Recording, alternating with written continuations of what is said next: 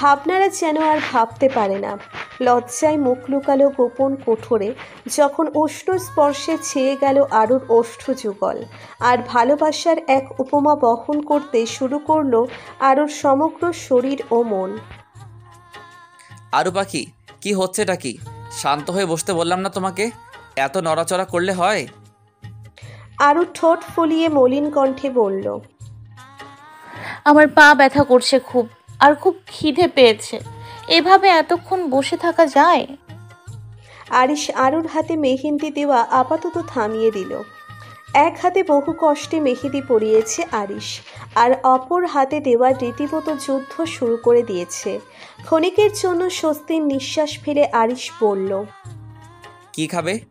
আম্মু বাসায় নেই, মধুর হলুদের জন্য শাড়ি কিনতে গেছে। সানাও বাসায় নেই, তাই আমাকে বানাতে হবে। তাই ঝটপট বলে ফেলো। আরও দুষ্টুমি একটা হেসে বলল, আইসক্রিম খেলেই আমার পেট ভরে যাবে। খাই না প্লিজ, ফ্রিজেই তো আছে। বিকেলে শ্বশুর বাবা এনে দিয়েছে। আরিশ রাগী চোখে তাকিয়ে বলল, বাবাকে বলবো যেন এ শীতের দিনে তার এসব অন্যায় আবদার পালন থেকে বিরত থাকে। কথাটা বলে আরিশ রুম থেকে বেরিয়ে যেতে নিল। তখনই আরও গলা ছেড়ে চিৎকার দিয়ে বলল, মিস্টার অভদ্র, যাচ্ছেন যখন এই মশাগুলোকেও সঙ্গে করে নিয়ে যান না। এরা আমাকে বিরক্ত করছে খুব। আরিশ সিঁড়ি দিয়ে নামতে নামতে চেঁচিয়ে বলল, তোমার যাতে বোরিং ফিল না হয় সেজন্য ওদেরকে তোমার কাছে রেখে এলাম। নাও সিং এ সং। আরও বিরক্তি সহকারে চেঁচিয়ে বলল, আপনি একটা জাতীয় অভদ্র, কিংবা তার থেকেও বেশি। মশা কামড়াচ্ছে, তাড়াতাড়ি আসুন। আরিশের নিভু কণ্ঠের আওয়াজ এলো, এত বেসুরে কেন তুমি? একটু ভালো করে গাও। আরও আর কিছু বলল না, থেমে গেল। মেহেদি দেওয়া হাতই এপাশ ওপাশ ছুটছে, আর মশাদের সাথে কারণহীন এক প্রকার যুদ্ধে নেমেছে। 10 মিনিট পার হতেই আরুর আর ধৈর্যে কুলালো না। আরও এবার হাত পা ছেড়ে শুয়ে পড়ল, আর গলা ছেড়ে চেঁচিয়ে বলল, আরিশ ভাইয়া কোথায় আপনি? I miss you. কথাটা বলা সারা, আর আরিশ সেই মুহূর্তে খাবার নিয়ে ঘরে ঢুকলো। আরও একটা সাফল্যের হাসি হেসে বলল, আপনাকে ভাইয়া বলে ডাকলে এত দ্রুত আপনার রেসপন্স পাওয়া যাবে না। যাক, ভালোই হলো আপনি এসছেন। আরিশ পাস্তার বাটিটা বেডের উপর রেখে দরজা দিতে দিতে বলল, আরও কি একটা বেশ বলছিলেন যেন? মিস ইউ না কি? আবার বলো। আরও এবার ফাজলামির সুরে বলল, আমি বলছিলাম যে আপনি একটা ভালো বউ পাবেন, পুরো উইমা টুই টুই টাইপের। কথাটা বলে আরিশের দিকে দুষ্টুমি চাহনিতে তাকালেই আরিশ তেজি কণ্ঠে বলল, কোন গালে আগে থাপ্পড় দিব, ডানে নাকি বামে? আরও খিলখিল করে হেসে উঠল। এই মানুষটাকে বিরক্ত করাই যেন তার সবচেয়ে বড় গুরুত্বপূর্ণ কাজ। হাসলেও থাপ্পড় দিব। হা করো জলদি, আরেক হাতে যেটুকু বাকি আছে সেটা দিয়ে দেই, আমার কাজ আছে। আরও ঘড়ির দিকে তাকিয়ে দেখল সন্ধ্যা 6টা বাজতে 15 মিনিট। শীতের দিনের রাত, তাই অনেকটা সময়। আবার মেহেদি দেওয়া হয়ে গেলে আপনি কি কাজ করবেন? আরিশ ভ্রু কুঁচকে বলল। কেন? আরও ভাবলেশীন ভাবে বলল, আমি একটু ঘুমোবো, ঘুম পাচ্ছে আমার। কালকে রাতে ঘুম হয়নি। আজাইরা চিন্তা করলে এমনই হয়। হা করো। আরও হা করল। আরিশ 1 চামচ পাস্তা নিয়ে আরুকে দিল। আরও মুখ নাড়তে নাড়তে অস্পষ্ট সুরে বলল, একটা প্রশ্ন করি। হুম। আপনার কলেজ লাইফে আপনার কখনো কাউকে ভালো লাগেনি? মানে ক্রাশ টাইপের কিছু, যাকে দেখলে আপনার হার্টবিট বেড়ে যেত, মনে আনন্দের ঘন্টা বাজতো টুং টুং করে? ওই যে দেখা হে ঝুঁকে ইয়ার দিল মে বাজি গিটার, ওরকম টাইপের ভাই সাব। আরিশ প্রয়োজনের থেকেও ভীষণ বিরক্তি নিয়ে বলল, তোমার ঘুম পেলে প্লিজ ঘুমাও, তবু আমাকে আজাইরা প্রশ্ন জিজ্ঞাসা করে পাগল করে দিও না। আরও আবার হা করল। আরিশ আরুকে পাস্তাটা দিল। 5 মিনিটের মধ্যেই পাস্তা শেষ করলো আরু। আরিশ প্লেটটা রেখে এসে আরুর পাশে বসে বলল। ডান হাতটা দাও, ওটা বাকি আছে অনেকটা। আরু ওর পা আরিশের কোলে রাখলো। আরিশ অবাক হয়ে বলল। হাত দিতে বলেছি, নট পা। আরু ঘুমান্ত কণ্ঠে বলল। পা ব্যথা করছে, তাই একটু পা মেলে ঘুমোতে ইচ্ছে করছে। 2 মিনিট প্লিজ প্লিজ। আরিশ আর কিছু বলল না। আরিশ দেখলো আরু হাত ছড়িয়ে ঘুমিয়ে পড়েছে। বাম হাতের মেহেদি শুকনো ছিল, তাই তা বেডশিটে লেগে ঘেটে যায়নি। আরিশ আর আরুকে ডাকলো না।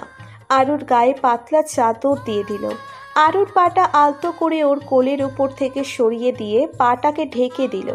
আরুর ডান হাতের মেহেদিটা সম্পূর্ণ করার জন্য হাতটা নিয়ে মেহেদি দিতে শুরু করলো। বেশ অনেকটা সময় লাগলো মেহেদি পরাতে। আরিশ আরুর হাতটা ধরে আছে যাতে কোনো রকমে ঘেটে না যায়। এভাবেই কতটা সময় যে পার হয়ে গেল তার ঠিক নেই। ঘুম যখন ভাঙলো আরুর, তখন দেখলো রুমে আরিশ নেই, তবে নিচে সানার আর অনিকা খানের গলার আওয়াজ পাওয়া যাচ্ছে। আরু ঢুলো ঢুলো চোখে তাকালো। আরিশ রুমে নেই।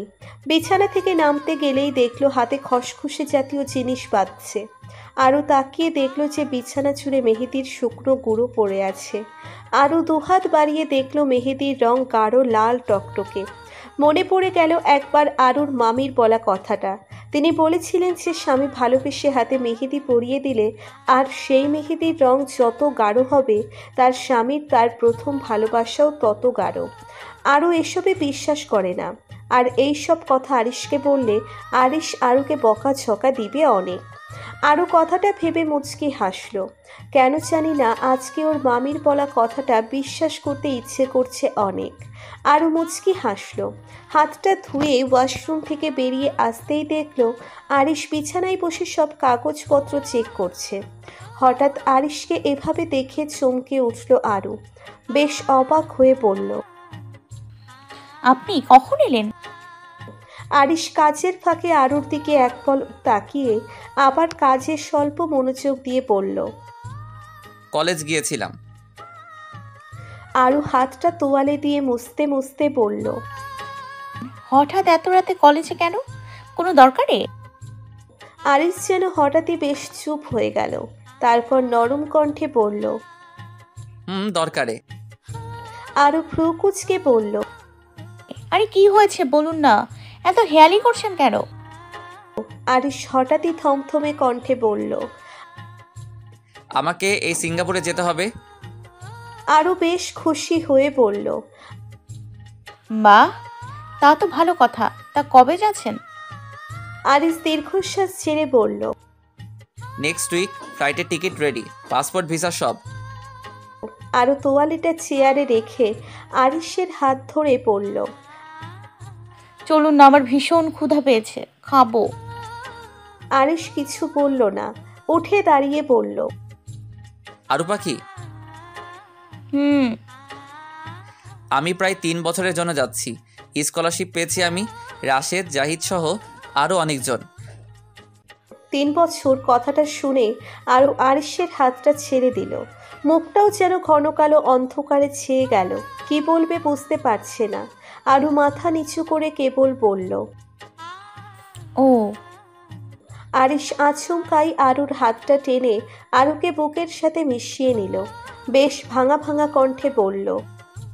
আমি তো ভেবেছিলাম তোমাকে আবার বিয়ে করব নতুন করে, সবাইকে জানাবো আমার আরু পাখি শুধুই আমার, কিন্তু সুযোগ থাকলেও এখন আর সময় নেই। আরু চুপ করে আরিশের বুকে মাথা রেখেছে। চোখের কোণে জল টলটল করছে। আরিশ আর কিছু বললেই হয়তো কেঁদে দিবে। আরিশ মৃদু কণ্ঠে বলল। কি হলো, কিছু বলবে না? বলবে না মিস্টার অভদ্র যাবেন না? আরু মাথা নাড়ালো, যার অর্থ সে বলবে না। আরু এবার ফুপিয়ে কেঁদে উঠল। আরিশকে ছাড়া নিজেকে যেখানে কল্পনা করা দায়, সেখানে এতটা দীর্ঘ সময় আরু কাটাবে কিভাবে? আরিশ আরুর কপালে চুমু দিয়ে বলল। অপেক্ষা করবে তো আমার জন্য? আরু ফুপিয়ে কাঁদছে, কিছু বলছে না। রাতে ডিনারে ডাইনিং টেবিলের আসরে একরাশ থমথমে পরিবেশ আর নীরবতার শোকসভা। কথা বলার মানুষটাই যে চুপ। সানা খাবার মুখে তুলে আরুর মুখের দিকে তাকালো।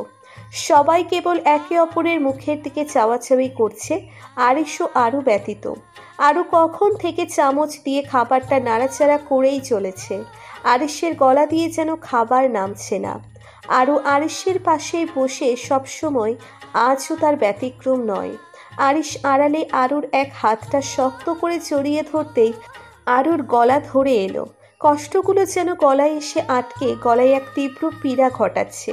চোখে জল জমে আসছে আর শরীর জুড়ে একরাশ জড়তা। আরু খাচ্ছে না দেখে অনিকা খান ইশারায় আরিশকে আরুকে ভরসা দেওয়ার কথা বললেন। আরিশ 3 বছরের জন্য যাবে, তার থেকেও সকলের এটা ভেবে বেশি কষ্ট হচ্ছে যে দুজন একে অপরকে ছাড়া থাকবে কিভাবে, যেখানে আরিশ একটা রাতের জন্য হলেও আরুকে পাশের রুমেও থাকতে দেয় না। সানা কিছু বলবে ভেবেও বলছে না। কি বলে সান্ত্বনা দেবে সে তো আর বাচ্চা নয় যে সান্ত্বনা দিয়ে তাকে ভোলানো যাবে। সারাদিন দুজনের মাঝে টম অ্যান্ড জেরির মতো ক্যাটফাইট চলতেই থাকে, যা এইখান পরিবারের কোনো রকম কোনো বিশৃঙ্খলা নয়, বরং আনন্দ ছড়িয়ে দেয়। অনিকা খানও রীতিমতো প্লেট সামনে নিয়ে বসে আছেন। আরুকে দেখে প্রাণহীন লাগছে। আরিশ এক লোকমা খাবার নিয়ে আরুর মুখের সামনে ধরল। আরু পাখি হা করো। আরও ভাবলেশহীন। আরিশের কথা যেন তার কান অব্দি পৌঁছয়নি। আফজাল খান ও নিতু স্বরে বললেন, আরুমা আবার ঠান্ডা হয়ে যাচ্ছে, খেয়ে নে। আরুর অঙ্গভঙ্গির কোনো পরিবর্তন নেই। আরিশ এবার আরুর গালে হাত রেখে বলল। আরু পাখি। আরুর এবার যেন সম্বিত ফিরল। খুব ধীরে সুস্থে মুখ তুলে আরিশের দিকে নম্র দৃষ্টিতে তাকালো। ছোটবেলার একটা কবিতার কথা খুব করে মনে পড়ল আরিশের, যখন আরুর চোখের দিকে তাকালো। ওই যে বলে না, দিঘি ভরা জল করে ঢল ঢল। আরুর চক্ষু যুগল সেই দিঘির ন্যায় ঠেকছে আরিশের কাছে। আরুর বুকের ভেতর মোচড় দিয়ে উঠল। এই চোখের জলের দরুন সে ক্ষমার যোগ্যতা রাখে কি তা ভাবাচ্ছে আরিশকে। নিজের কষ্টটাকে দমিয়ে রেখে আরিশ আরুকে বলে উঠল, আরু পাখি হা করো।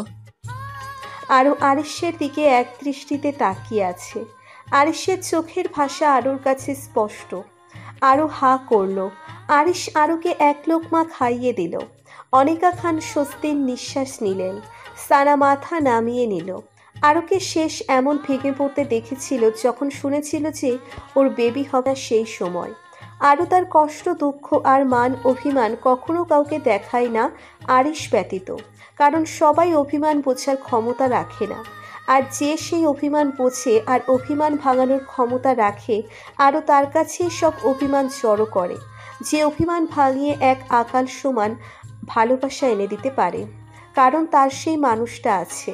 ওর সব মান অভিমান আর কষ্টের ভাগিদার আরিশ নিজেই।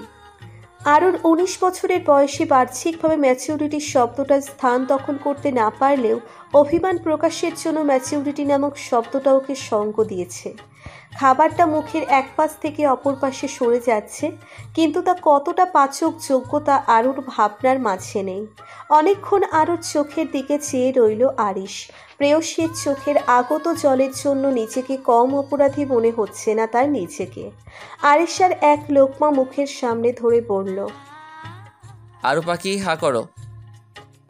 হঠাৎ করে আরিশের এমন ব্যথাতুর কণ্ঠস্বরে আরুর চোখের জল আর বাঁধ মানল না। ফুপিয়ে কেঁদে উঠল। নিমেষেই খাবার গলায় আটকে এলো যেন এক বেসামাল অধৈর্যতা। নিমেষেই বমি বমি ভাব চলে এলো আরুর মাঝে। বেসিনের দিকে ছুটে গেল আরু। সবাই যেন থমকে গেল নিমেষে। আরিশের হাত থেকে খাবারটা পড়ে গেল। আরিশ আরুর কাছে ছুটে গেল। আসলে কি সব বিরহ কাটিয়ে ওঠা এত সহজ? আরিশ পরের সপ্তাহে চলে যাচ্ছে, আরুকে সামলানো যাচ্ছে না। কি করি বলো তো এখন? যে কয়দিন আরিশ আছে সেই কয়দিন না হয় ঠিক আছে, কিন্তু ওরা দুজন দুজনকে ছাড়া থাকবে কি করে, তা নিয়ে আমার কপালের ভাঁজ পড়েছে। টেবিলের উপর লাউড স্পিকার দিয়ে ভ্রু কুঁচকে অনিকা বেগমের বলা সব কথাগুলো শুনলেন আরমান সাহেব আর আফসানা বেগম। পুরো বিষয়টাই এতটা বেদনাদায়ক যে ভাবা দায়। আরমান সাহেব দীর্ঘ নিঃশ্বাস ফেললেন। আফসানা বেগম কাঁদো কাঁদো হয়ে গেলেন। আরিশ ছাড়া আরুকে সামলানোর মতো কেউ নেই। হয় আরু নিজের মতো চলে অথবা আরিশের ভয়ে তার মতো চলে। আরিশ সর্বদা তাকে আগলে রাখে।